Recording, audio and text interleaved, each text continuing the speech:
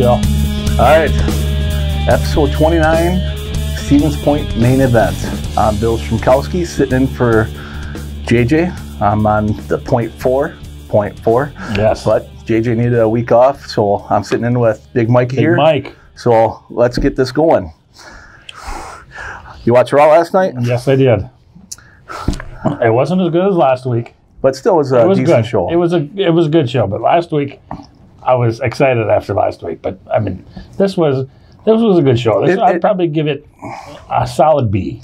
And I'd go with probably a D plus, just because there's some things that were better than I thought, and some things that were a little worse than I thought. You know, we started out with Roman and Seth. Roman out in the ring and wanting to get the band back together, which you knew that was going to happen. Yeah. And Seth comes out, everything's all good. He with them, obviously. But then Dean, what was his problem? He was trying to decide, or what? Trying to be a loner. And what happens? And Elias comes from behind and Hits him in the back. Does the honky tonk man. Exactly. So that's how the first part of how Raw started, which, you know, was good. Then, of course, we go to a six-man tag, which last week we had the Braun and was it Lashley, or who's he wrestling, or who's Braun wrestling last week? I can't remember. I don't remember. But the match, I thought it was a match, but it never happened. Oh, it was against Lashley. It was against Lashley. Okay. He did a shoulder block on the outside, and that was the end of the match, or if whatever it was. So you had Angle, Finn Balor, Braun, and then against, of course, Lashley, Drew McIntyre, and what's his name? Baron Corbin. Oh, yeah, Applebee's. My favorite, yeah, Applebee's. Yeah. So the match was okay, I thought. The match was okay. But we've talked about it many a times. Yeah. I wish Angle would ride off. He should. He's getting to the point, and I love. He moves so slow in the ring. It's so deliberate. Yeah, and like I said, I don't get me wrong, I love Kurt Angle, but I have immense respect for him, but it's just time to ride off into the sunset. His match ends with how'd it happen? There was Finn got pinned. Yeah, because Braun did his shoulder block, and that little guy, Leo Rush, took Braun himself out. Well, then of course there's Finn and because Lashley caught Finn and threw him into the post. Yeah. And threw him in the ring, and I can't remember who pinned him, but somebody pinned him. But then at the end, they had the beatdown that's come to norm with the steel steps, where it wasn't Angle got hit in the head, or they held it on the ring and Angle got thrown into it, and then Finn, they power bombed onto the steps. But, you know. Gotta make the heels strong. Exactly. After that point, then we went to the backstage interview with my team, Heavy Machinery. Your boys. And they're getting interviewed, and who was it? The interviewer, they had a camera in the locker room that showed the B team, Ascension, and Ryder, and what's his name? The guy with no wins? Oh, Hawkins. And they're just ripping on Otis. And like I said, Otis he reminds me of ourselves. You know who Heavy Machinery reminds me of? And I thought of this when they first debuted. They kind of remind me of both of them are bigger than these two, bigger version of the Bushwhackers. Well, yeah. Yeah, they have the antics like them. Yep, they have the antics like them. And, but yeah, like the line of the night, though, was Otis when he quit being Otis and just said it hurt his feelings. Hurt his feelings. And so he knew later on there was going to be something happening there. But from there we went on to the Natty versus Ruby match. And I like Ruby Riott. I think she's good, and I think she could be good on her own. Just, you know, she's been getting thrown into some of these matches with, like Ronda, with the squash matches, but I think Ruby is I think Ruby should have won last night. Yes. Natty, no offense, but Natty doesn't do anything for me. She's just there. Yeah. You know what I'm saying? She just. But she got the roll up and got the win, and got the win, and of course walking out, who do we see? Lacey Evans coming. Is she ever going to do anything, or just I don't know, walking down the ring for 5 seconds? I really don't know what the plan is for Lacey Evans, but she's easy on the eyes, I guess you could say, and that's what the WWE universe likes, I guess. But I don't know what the plan is for sometime. I think eventually, because at WrestleMania, Asuka doesn't have any opponent. Yeah. Maybe they'll put her with Asuka, but I don't think Lacey Evans is ready for that yet. No, because nobody's ready for Asuka. Of course. So after that point in the show, which, like I said, is a pretty solid show, went to show Batista on Instagram, basically, I don't know, explaining, but basically saying he's not coming to Philly because he hates Philly. Hates Philly, and he might come to Pittsburgh next week. Might, but yeah, he's. And this whole feud is going to be on his terms, he said. Correct. And what, I think you said it last week in the show when I was watching it, was how the build-up to the match is going to be the best, but the match itself, it's not going to be good. You got two 50-year-old guys. And one of them hasn't wrestled in 5 years. Exactly. So don't expect a classic. Yep. And and that's the thing. And then you're trying to bring in the whole personal thing with Triple H and Ric Flair, because Ric Flair and Triple H are like best friends. And how Triple H said, he said, "You were at my wedding, and I was at your 1, 2, 3, however many weddings you had. I've been to them, and so they're making it a little personal that way, which that could, like I said, that's going to help the build up. Exactly, and that's what we want to see. We want to see just the end product. We want to match the build up. Yeah, which I'm hoping it's still a good match. One of my friends at work said came up with a clever thing. You got friends? Lots of them. Okay. But he said that I wonder if Batista is going to come out as Drax. WrestleMania. It wouldn't surprise me. Wouldn't surprise me. But like I said, I always liked Batista when he was back. I'm glad he's back, because I think this is a one-off match. I think this is it. Really think this is it. He's always wanted to go out different than what he did before. But I've always felt bad before, because he kind of got shit on with the whole Daniel Bryan thing. He was just in the wrong place at the wrong time. But he was that's what he was ready to do, and they had to go through with it. Now I saw a stat too that Triple H this is 22nd WrestleMania, I believe, and it's the 7th time that he's going to be a face. He's been a heel all the other times. Well, he's a better heel. He's probably one of the top heels of all time. I think the reason why they did that, I thought of it last week, is DX is going to the Hall of Fame. Yeah. Nobody's going to boo DX. Correct. So that's why they need him need Batista to be the badass and exactly go on with it. After that, we went to where the build-up for the Heavy Machinery Gauntlet. Heavy Machinery Gauntlet starts out with them beating the B team, which they should beat the B team. Yeah. And after that, I didn't even know the B team was still around. They haven't been on TV in 6 months. That's where the Ascension comes in, because I didn't know they were around yet, except for when they showed, I think it was last week, when they had Otis push, was it Connor or Victor? One of the two pushed him through the wall, basically. And if you watch the video, it looks like Otis is walking, and he comes out of a wall. If you ever get a chance, look that up, because I'll look at it. Because it was like all of a sudden Otis is walking, and all of a sudden he just appears out of nowhere. So I think he was off camera, but it was the way they did it. It looked pretty cool. Anyways, they go through and beat the B team, beat the Ascension, and of course your favorites, Ryder and Hawkins. You beat them.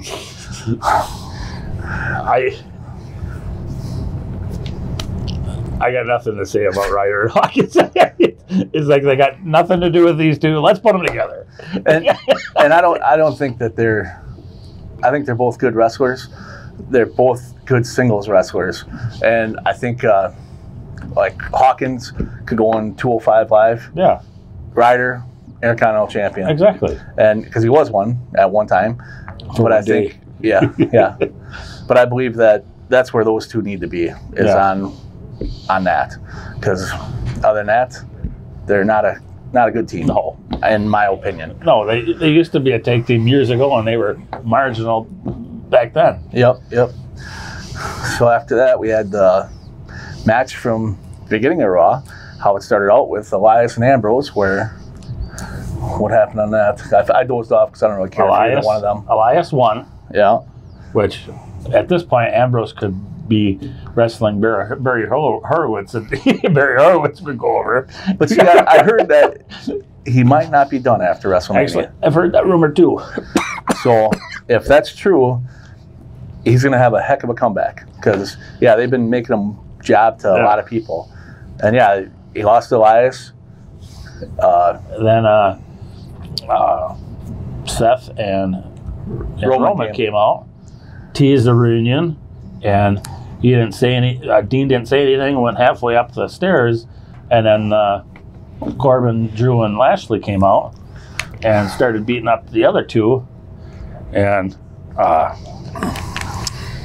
Dean kept looking down, and he's like, and went down, and then they had the Shield reunion that they wanted to have at the beginning. Yeah. Which, you knew that was going to happen, and now that's a match at Fastlane too. Is the 6-man tag at Fastlane coming up, and like I said, I like the Shield together. I'm better with Roman and Seth, but Dean, he's all right. He's fair to middling, I guess you could say. JJ absolutely loves Dean Ambrose. That's his favorite wrestler of all time. Yeah. I don't know if you know that, folks, but Jesus, you gonna be okay? I've had this cough, folks, for ages. Sorry. Wow. All right. After that, we had the reunion. Then, of course, we got the the Tamina and Sasha Banks match because they're building it up. One, so you can take that one. Okay. Well, they're building up for their tag team title match at Fastlane because that's what we were doing was just getting all the matches together for Fastlane coming up this weekend. And it was a good match, but you could predict how it was going to end because I believe last week didn't Nia lose to Bayley, if I'm not mistaken, and now so you knew Sasha was going to lose to Tamina, and it was this distraction from Nia on the outside, distracted her. Sasha gets back in the ring, super kick, done. So, it was all right. I've never been a big fan of Nia or Tamina, and they kind of grow on me. The way I look at it is all these wrestlers that we talk about, they all got the freaking dream job that anybody would want. Yeah, and so I should say I never like Nia and Tamina. I don't like their characters. I should say I don't. Yeah, and so I'm not gonna bash their abilities, and some of them have less abilities than others. Like when you look at the women's division, you got your top echelon, and then it goes right to the bottom. Yeah, exactly. Pretty much. But then of course we got our tag team champions defending the titles for the first time, and against the NXT guys, which that pisses me off. But I love watching Black and Ricochet. I like them. I like those them are too. But the fun part, we were talking last week. The fun part of the night after WrestleMania is all the call-ups from NXT. Now they just ruined it. But now think about it. You got the call-ups coming up now. There's still the pool down there is still plenty full.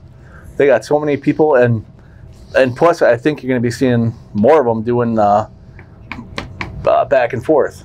They'll do back and forth, going to wrestling on NXT, wrestling on SmackDown, wrestling on Raw. I know Bayley and Sasha said they're defending their belts on NXT. And plus you'll have, and I think that's where a lot of the guys that are not getting used right now in WWE, I think they should take them and send them down and just let them wrestle like Tyler Breeze. Exactly. Because I think he's a great talent, but they just have nothing for him. Yeah. And they had the Fandango, or him and Fandango with their police thing, which everybody liked. I didn't care for it, but everybody else liked it.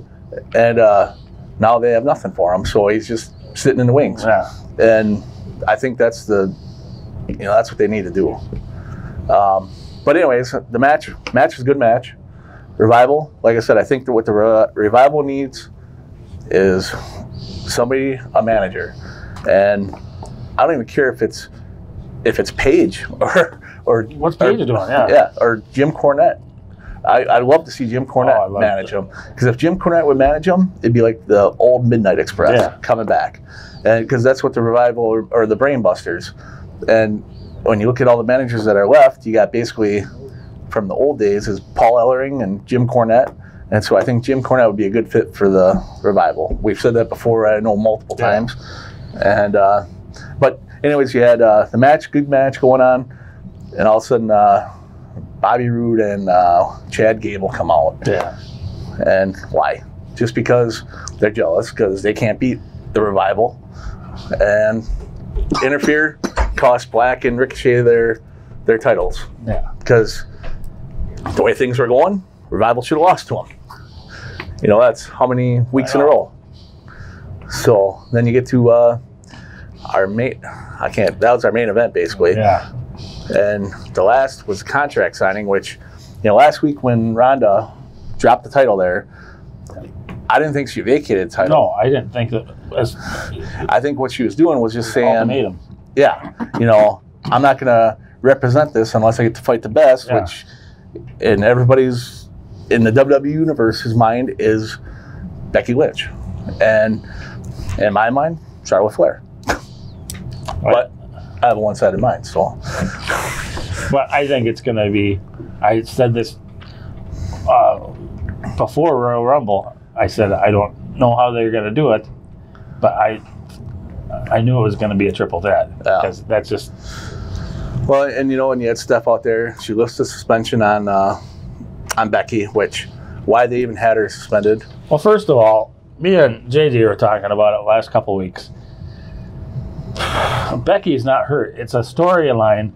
Why have the stupid... How do you know she's not hurt? She could be still ailing from something. You never know. Yeah. But anyways, they're doing this old tired injury angle. Yeah. Just to get more sympathy from her on her. Just, I don't know. She doesn't need the whole injury angle. No. I don't know why they keep doing that. No, and I think that's where, like I said, you got Charlotte out there, and they had Becky sign a contract basically saying that if Charlotte hurts her more, there's nothing that she can't sue the WWE and all this and all that. And there's no reason for her to be suspended, first off. No. And then it was just dumb. Exactly. And then they reinstate her. Why? Well, nothing made sense to me on that whole angle. The whole thing. Yeah, nothing made sense to me on that whole angle on it. Yeah. And but the one thing, the highlight of the night for me, and that's why it's a B+ for me, is Ronda Rousey coming to get her title. And what happened? She turned heel? Of course. Which she should have been heel from the beginning. Because nobody wanted to like her, and she should have been heel from the beginning. It could have been a lot better than her being like, they have her get beat up by Charlotte one week. Next week she's coming out shaking hands, and it's like, why? That next night on Raw, she should have been pissed off, coming to the ring, demanding Charlotte to come out, which she did, but she smiled the whole way down. Oh, I never liked the smile. No. But yeah, they had her come out, and what'd she say? No more. She's not gonna. How'd she say it? Something about. She said she ripped on Becky, and she ripped on Charlotte, and then she's just beat the hell out of them both. Well, actually, can't really say that. She kicked Charlotte once. Charlotte got a ring. Wow. Charlotte's smart, just like her dad. Yeah. It's like, oh, well, I'm fighting Becky at Fastlane, so why should I get involved in this? And what happened? Just beat the living crap out of her. How many arm bars does she have on her? 3? Yeah. 3 different times? So that was a highlight for me on Raw. So like I said, that's why Raw to me was at least a B+. Now we also had another Hall of Famer inducted. Yeah. And who was that again? Torrie Wilson. Now, what are your feelings on Torrie Wilson? She got, this is going to sound really bad to me, but she got inducted to the Hall of Fame because she's pretty. Okay. Now, I think that she did. Okay. Now, when I think of Torrie Wilson, I think of great wrestler. But you know, the way I think they're looking at it is besides just the ring, just the whole picture of it.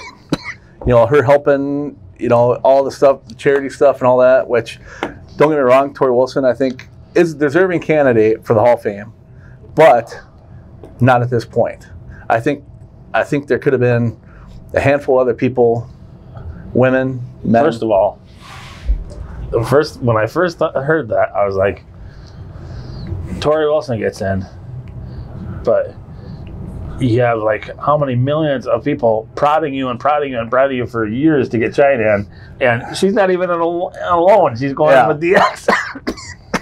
Yeah, but you know, like I said, she deserves to be in, but not at this point. I think there was, you know, you got, you know, because right now with the Hall of Fame class, you got the whole DX, which they deserve it, and in reality, you could put the New Age Outlaws in there by themselves, put China in by herself. Triple H, you know, is going to be in by himself one day. Shawn Michaels already in. So they're all deserving. Then you got Hunk Tonk Man, which I think a couple years ago he was asked and he declined. And now they're putting him in, which Hunk Tonk Man, he was, for the time he was there, he was decent. He was decent. I was never a huge fan of him when I was a kid, but... Yeah, and I didn't mind him. It just, you know, he... What wasn't the Ultimate Warrior beat him in like 10 seconds or something. So that's when he lost his longest reign as Intercontinental Champion. Which, and like I said, now Torrie Wilson is the third inductee, which obviously we should have some more coming. You know, we're still a month away from WrestleMania, so I'm sure we're gonna have a few more coming in. But like I said, I don't mind Torrie Wilson being in. I just think that it should have been a little later in her life. I said, with it being in New York, I think they should have gone out and put The Rock in. With that movie coming out, that would have been perfect. Perfect. With Fighting With My Family? Yeah. Or Fighting... Yeah. He's like a executive producer of that. Yeah. That would have been perfect. Well, at that point then, with promotion for that movie. Well, at that point now, with Paige being injured, and Paige never going to wrestle again, you could have put her in then. Exactly. And Paige, I think, would be more deserving than Torrie Wilson at this point. I never thought about that, yeah. At this point. Now, don't get me wrong. Like I said, I'm not knocking Torrie Wilson at all because I liked her. And she deserves to be in there, but there's just more deserving people right now in my thoughts. So, well, that's about it for Raw, don't you think? I think so. And now we got some sad news to report on. Is we had the trilogy of deaths recently. Had Keith Flint, the lead singer of Prodigy, and he was, 49, I believe. Then Luke Perry, who was best known as, what was his name, Dylan? Dylan. I know Dylan what? Dylan, I don't remember. You know, you watch that show every week. I know you did. Anyways, but he was 52, which I thought he was, he had a major stroke, I guess. And the way it sounded, is I thought he was going to come out of it, but obviously it didn't happen. And the reason we're saying this is because Luke Perry actually, AEW has a wrestler called Jungle Boy, and Luke Perry is his father. Yes, and I didn't know that until yesterday. I didn't know that either. Me and my wife were watching Entertainment Tonight, and they said wrestler. I mean, his son is a wrestler, so I looked it up. I'm like, oh, wow, I did not know that. Yeah, and so he just signed a contract with be it Double or Nothing with AEW.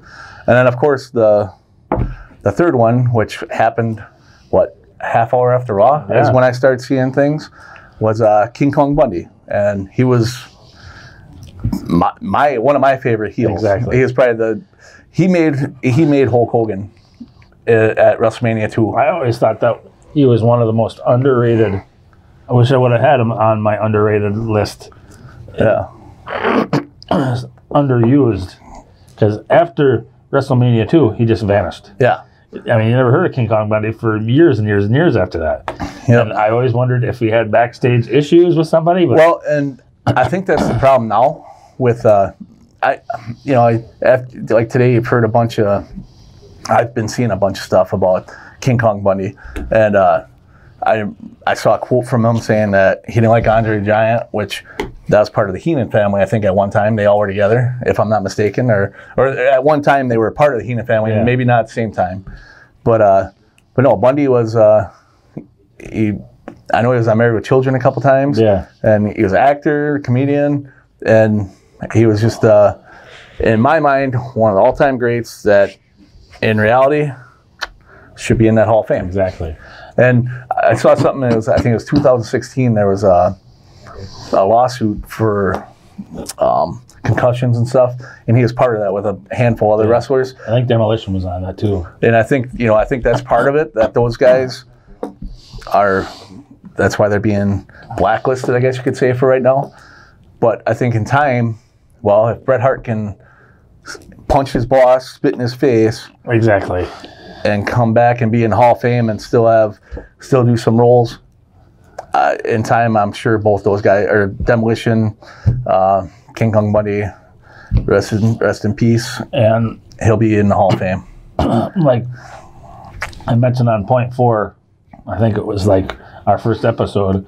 One of my first wrestling matches was in WCCW, was Gary Von Erich versus King Kong Bundy. Now, here's a trivia question for you. See if you know the answer. Where did the 5 count start? Did he start that in WWF, or was it prior to WWF? I don't think it. I think it was WWF. Wrong. Was it? Started. Good one. Started in Georgia Championship Wrestling. Was it? I heard it on the radio today. Oh, so that's why you know that. Wow.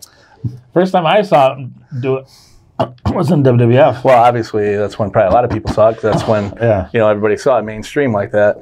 But it was. When I first saw King Kong Bundy, he had hair. Yeah, see, and I didn't know that. I thought he was always bald. That's the only King Kong Bundy I knew. Well, let's wrap it up on wrestling there for now. Yeah. We got how many more days till opening day? Your Brew Crew. How many more days till opening day? I don't know. 22. Somewhere around there. Yeah. 22, somewhere around there. March 28th against the Cardinals. And should be a good season. Yelch hit a home run the other day. He was on Magnum PI the same night, so he's ready for the season. I think this year for my Brewers, finally after all these years, I'll be able to see a World Series. Last year was short, but it was close. We were like that close last year. They should have been there. Should have been there. And this is the year for the Brewers. I just hope their pitching holds up. Oh, yeah. The thing about the Brewers, though, is like last year, everybody saw. I think their offense is going to be damn good. Oh, yeah. But I'm a little worried about their pitching. No. Now, see, last year, you had all those guys coming out of the bullpen. Hader, obviously, is going to be your stopper out of the bullpen, and Knable will be your closer, along with Jeffers. Those 3 are your 3 stoppers. But, there's Baron Corbin, Freddie Peralta, a lot of young guys. You just said Baron Corbin. That's his name. Corbin Burns. Corbin. You got me. You got me. Corbin Burns. And then, he's going to be a starter this year, isn't he? Yep. And then that Brandon Woodruff, who started a couple of the playoff games just for a couple innings. But, last year, towards the end of the year, Council did it right by just having those guys pitch a couple innings and then move on to the next. So I think this is the year for the Brewers with all their their firepower. And they got rid of the guys that weren't any good. I can't say that they were good, but they weren't helping the team. I'm glad they re-signed Moose. Yes, the Moose was after he wasn't signing with nobody, I was like, well, he'll be there. He'll be with the Brewers. And speaking of signing, how about that Bryce Harper contract? That's if absurd. I could have a day of his contract, absurd. I'd be retired, I think. What is Philadelphia thinking? Well, talking about that, what was Philadelphia thinking? What the hell was the Padres thinking too with Manny Machado? Manny Machado, he showed his true colors in the playoffs last year. And if the Brewers would have signed him, I would have started watching the Twins. I would have gave up on the Brewers and went to the Twins, just because I couldn't handle that. Oh, the no hustle. The no hustle, the the cockiness and all that. And don't get me wrong, everybody needs to be a little cocky, but he was just too arrogant for me. Yeah. And he wouldn't fit well in our system. That's the bottom line on that. But the Bryce Harper contract. Yep. Everybody looks at the money, and the money is absurd. Yep. I looked at the years. 13 years? 13 years. That's ridiculous. The guy's 27 years old now. He'll be 40 when he's done, right? Yeah. Is that 27 and 13 is 40, right? Yeah. All right. I'm not good with numbers. Math, all right? Yeah, it helps once in a while. But 13 years, that's... Look at Albert Pujols. When Anaheim signed him, he was up here when they signed him, and then after like 3 or 4 years after that contract, he kind of started going down and down and down and down and down. And and that's the thing is, in professional sports like that, that's like even playing my beer league softball. That's why I retired from that, because competition's getting younger, faster, stronger. There's no place for a guy like me playing softball anymore. And sooner or later, that's how those major leaguers, you get to the point where they're coming off the bench here and there a little bit. But hey, more power to them. They got the money. Exactly. Obviously, it's not contracts. I have no issue with the player. No, because it's the people that are running the team giving them. Exactly. And if they're going to give them that much, well, if my job would offer me bigger contract, shit, I'll take it. You'd be stupid not to. Exactly. So, okay. Well, yeah, Brewers, mark my words, World Series this year. I hope you're right. I got a lot of friends that are Brewer fans, and I'm pulling for them.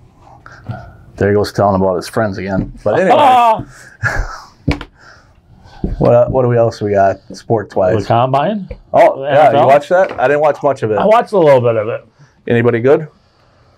There was Montez Sweat. He's a defensive end from Mississippi State. He's like 260 pounds, ran a 4.340. No, ran a 4.440. I'm an NFL nerd. Okay. And I love the draft. See, and I like the NFL to an extent. I'm more of a baseball guy. I know. I think it's just because I like the weather better. Yeah. I'd rather sit somewhere drinking a beer in shorts and a t-shirt sweating than sitting in a stadium freezing drinking a beer, because then the beer don't taste as good as cold. It tastes a lot better in the summer cold, in my opinion. But beer tastes good anyway. Exactly. I was just going to say that beer tastes good everywhere. But in the summer, I like it a lot better. But as a guy, I love to see the Packers draft, and I don't know if he's going to fall to number 12. But if he does, I think he's going to be the second coming of John Randall. Reminds me of a young John Randall. His name is Ed Oliver. And where is he from? University of Houston. Houston? I saw some comparison. I watched a little bit of the draft, and I saw some comparison when they're doing their 40s. Who was the guy that he was a lineman, I thought, and they showed him running against they had was it Rosen and somebody else from the year before, or whatever. Yeah, he smoked their time. Yeah. Yeah, I know. Is it Cannell or something, or some kind of Cannell? I forget. I watched a little bit of it. I didn't watch this that much. Oh, damn it, Mike! That's what you're supposed to do. But Ed Oliver, remember that name? And where is he from again? University of Houston. Houston. Okay. Yeah, like I said, I don't mind football, but I'm more of a Brewer guy. And see, I grew up liking football and basketball, and basketball, and I never really got into baseball. The only thing I'm excited about for basketball is NCAA tournament, because I love watching that. Which Marquette, besides their couple of stumbles, I'm hoping big things for Marquette this year. Yeah, how was the boys? And then Wisconsin, they're always hit and miss. Wisconsin is the most inconsistent team. Yeah, especially this year. Yeah, you never win two, and then they'll lose three, and then they'll win two. And yeah, so they're really inconsistent. Which coming into this time of year, that's not good for you. You need to be consistent. Which hopefully Marquette had their stumbles, and coming into tournament time, in the next few weeks they'll rise to the top. But hey, on a solid note, the Bucks, first NBA team to make the playoffs this year. Yes. And they're what? Can't remember. They got a heck of a record. 48-16, I think. Yeah, something like that at this point in the season. And they just lost their first back-to-back games.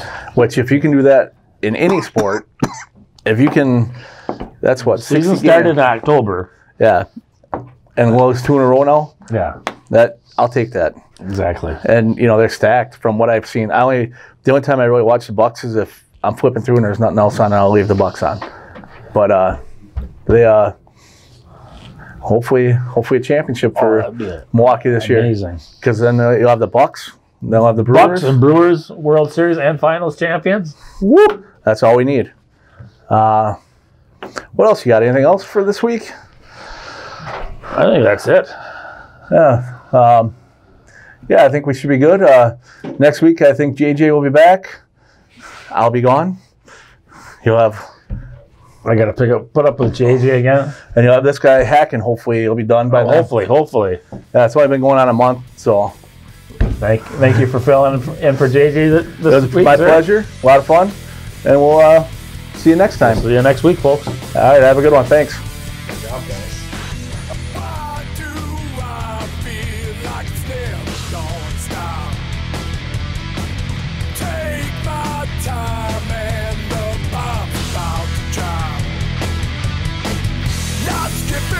Gotta keep spinning, minds are firing, I'm twitching in the kitchen. Days go by and the world's about to pop. Just take it slow, you're done to the road.